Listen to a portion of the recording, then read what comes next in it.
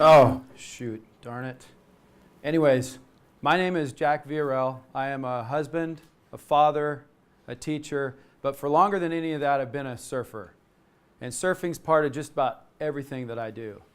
Now, I was a little reluctant and a little shocked, actually, to be invited to speak here because I'm much more of a surfer than I am a speaker. But nonetheless, I'm stoked to be here and excited to share with you about special needs surfing and taking the lid off.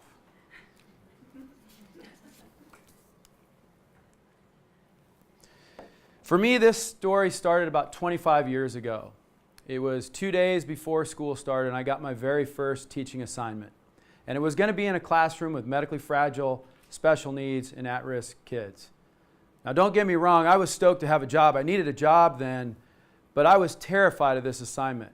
You see, I didn't even know what autism was back then. I had no idea about cerebral palsy, and I had no business managing a classroom with at-risk youth. So I was scared. But I knew from surfing that whenever you're out there and it's big and you're scared, you either commit 100% or you get out of the water. There's no in between. So I gave it some thought and I decided I'm going to go for this one. And so I took the job.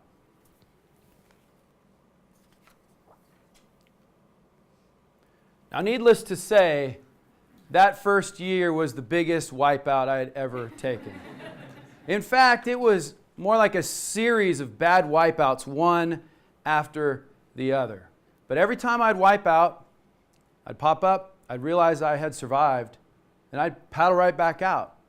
You see, I knew I was in the right place. I knew I was doing what I was meant to be doing. I just had to find a way to make it work. And luckily enough for me, I had a teacher's aide in there that she was just magic with kids that need a little extra help or special attention. So I watched her and I learned from her, and little by little I got better. Little by little I improved. And one day it just sort of clicked for me, kind of like surfing can click. You paddle in, you get to your feet, you make the drop, you make the bottom turn, and you lock in for this incredible ride. Well, for me it was clicking in the classroom, and I locked in for this incredible wave that I've been on ever since. You see, I love trying to make a difference in a child's life. I love trying to help a child be successful in any way. And I really love helping the underdog.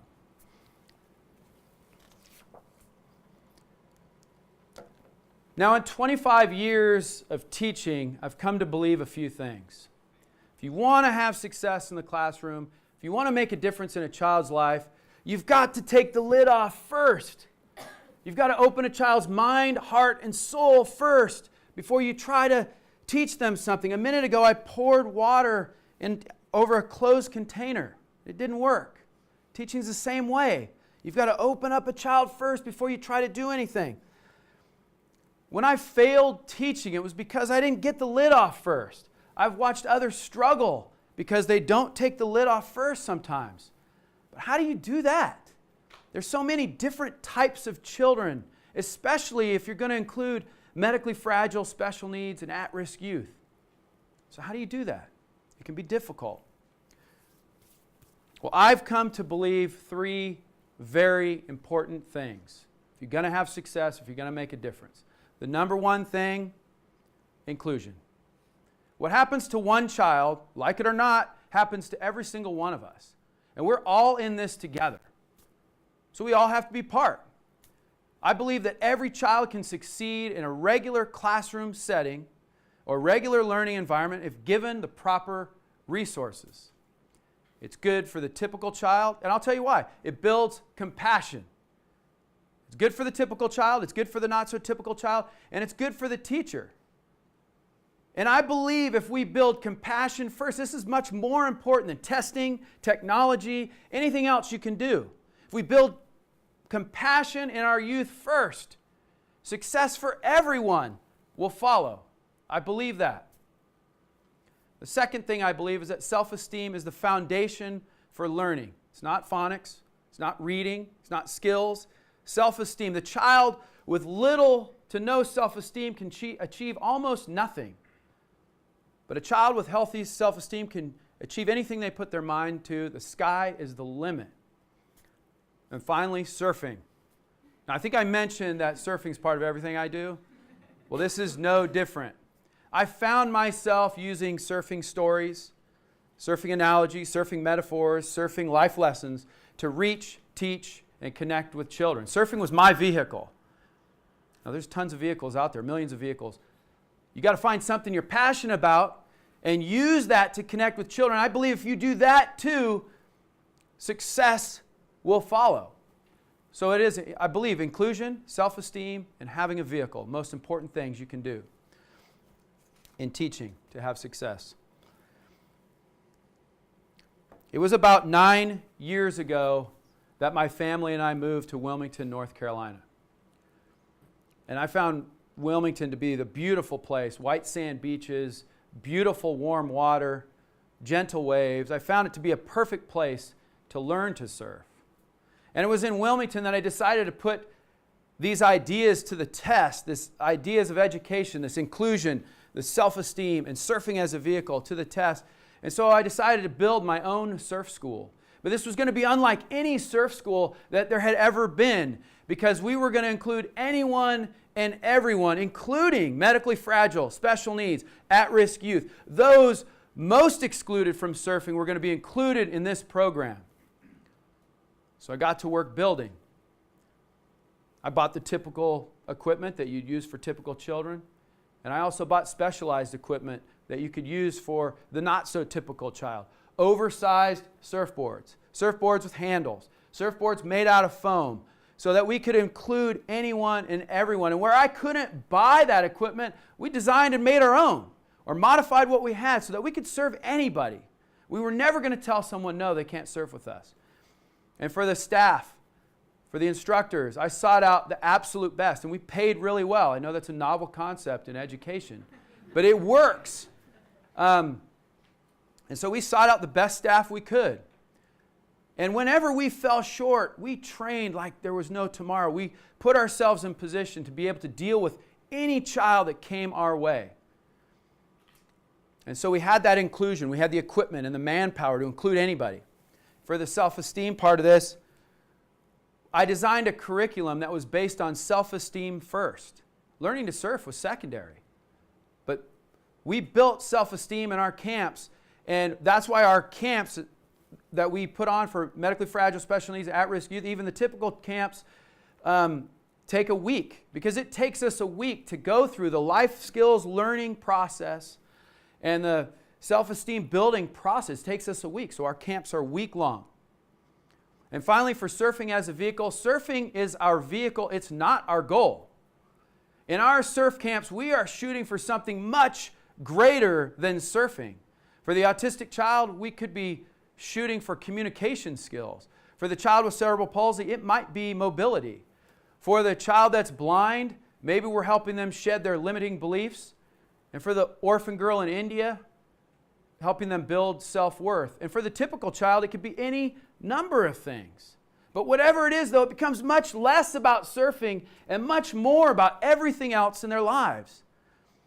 And so in the end, it doesn't even matter if they ever surf again, because when they go through our camp, they leave with a sense of, if I can surf, I can do anything. And that is a very powerful thing. And so we had the inclusion, the manpower and the equipment. We had the self-esteem, the curriculum, and we had the philosophy of surfing as a vehicle. It was time to start. And the first camp that we ever did was for kids born with HIV and AIDS. And it was everything we set out to accomplish. Kids came in here, the lowest self-esteem you can imagine, and they left up here, shoulders up, head high, laughing, having fun, thinking about a future. And all those kids, they were walking on water basically, and if you can walk on water, what can't you do? They could do anything. And that's what happened. They went from here to here. It was because we included them, we built their self-esteem first, and we used surfing to do it. And at that point, we knew we were on to something. That was 8 years ago in May. By July of that same year, we all of a sudden were serving hundreds of kids when the word got out. Kids from the Boys and Girls Club, kids with diabetes, kids that were blind, kids that had hearing impairments, kids with autism, wounded warriors, You name it, we were serving them, and the floodgates were open. Now, we have hundreds, thousands maybe, of stories of success for these kids that came in here and left up here, changed their lives completely. I know there's a time limit on this, so I'm not going to I could talk all day about kids that we've had success with. But I'd like to just tell you a few stories before I wrap it up. The first story is about a girl named Rena. We have a program for orphan girls in India, and these girls have the most horrific stories you have ever heard. Girls found on street corners, girls found in brothels, girls found in trash cans. This girl, Rena, she was found on a street corner. She had been bound hand and foot, and one of her eyes gouged out so that she could be a better beggar on the street. So when we met Rena for the very first time we went to India, you can imagine her self-esteem, her outlook on her own life. It was zero. It was pitiful. There was nothing.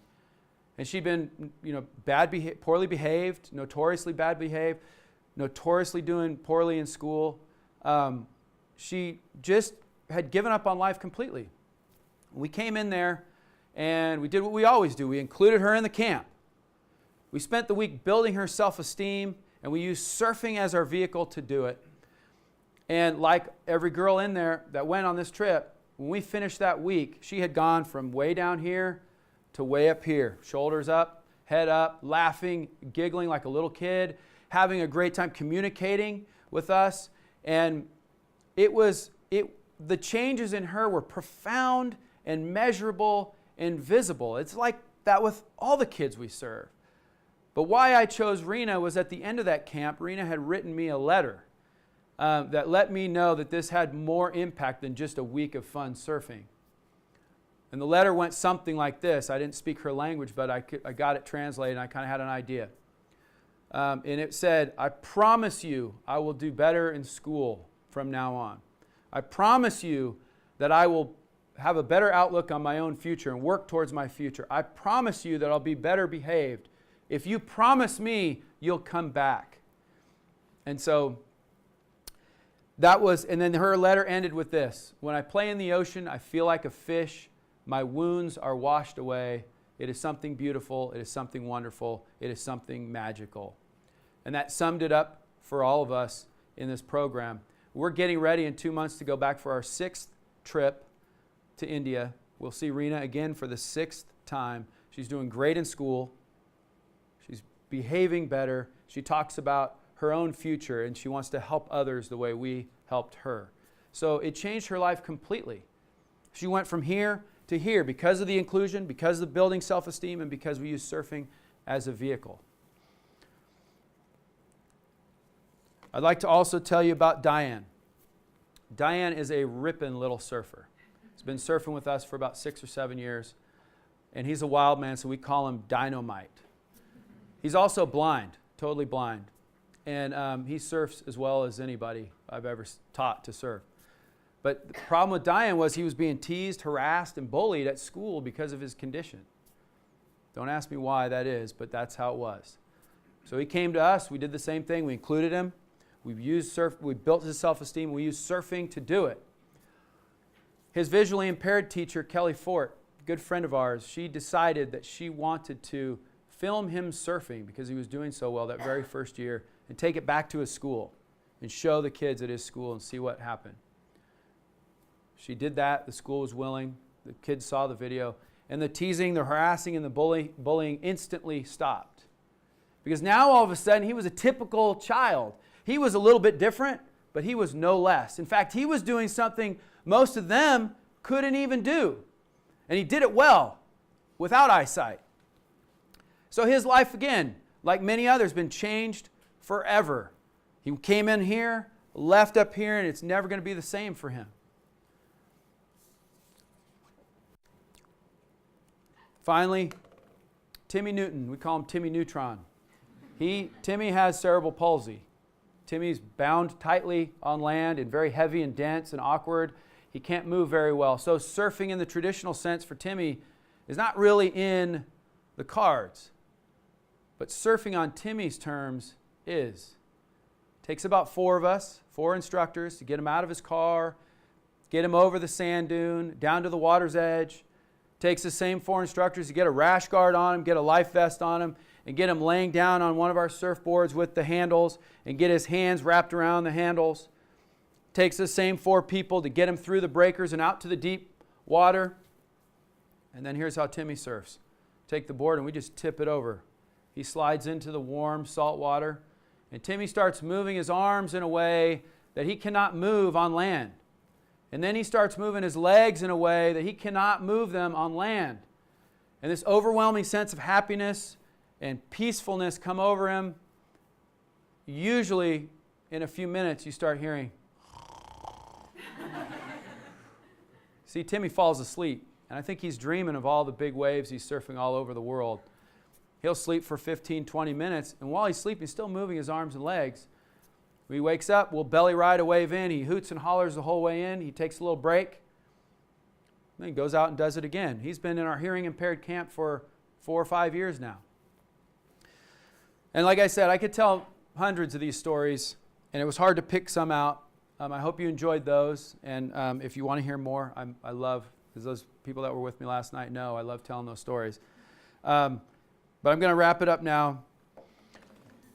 And to wrap it up, I'd like to offer this. The numbers of medically fragile, special needs, and at-risk youth are staggering and growing by the day.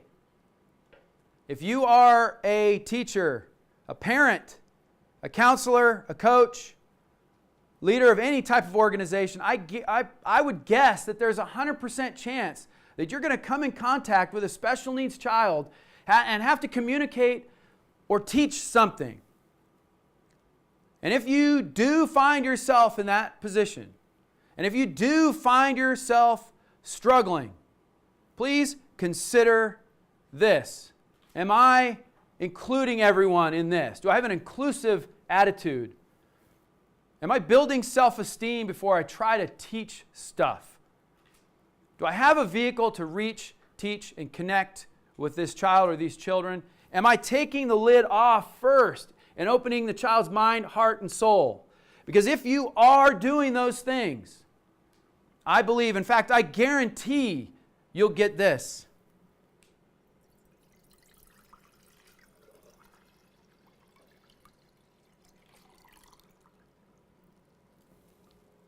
Thank you.